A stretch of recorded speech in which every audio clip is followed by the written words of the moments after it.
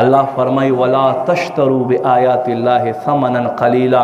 الله په آیتونو باندې د دنیا دا لږ مال مال یهودیانو بس کول، بس چې امیر سړی به مړ شو نو چونکې د زنا شادي شده دپاره حکم د رجم و د سنګسارولو، دی به چې امیر سړی و هغه دپاره به آیت بدل کړلو، مخ به ورتور کړلو او پیزار و هار به جوړ کړی، پورغاړه به کړو دا ستا سزا شو. او چې غریب به نو غریب دپاره به بیا قانون پورا جاری کولو.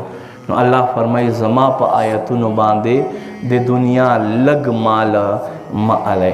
هغو خلکو دپاره هم په دې کې یو غټ عبرت دی چې دین هر یو کار چې دی دوی بغیر د روپو نه کوي، بغیر د روپو نه کوي. نه، دین کار الله رضا دپاره کول پکار دی.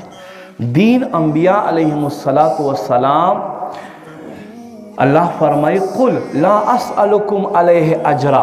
اے محبوبه دوی ته ووایه زه په دې دین خایلو باندې تاسو نه اجرت نه غواړم، دیاړي مزدوري نه غواړم. دین به زه تاسو ته الله رضا پاره ښایم، الله رضا دپاره چې څومره انبیا راغلي دي خپلو امتونو ته دا ویلي.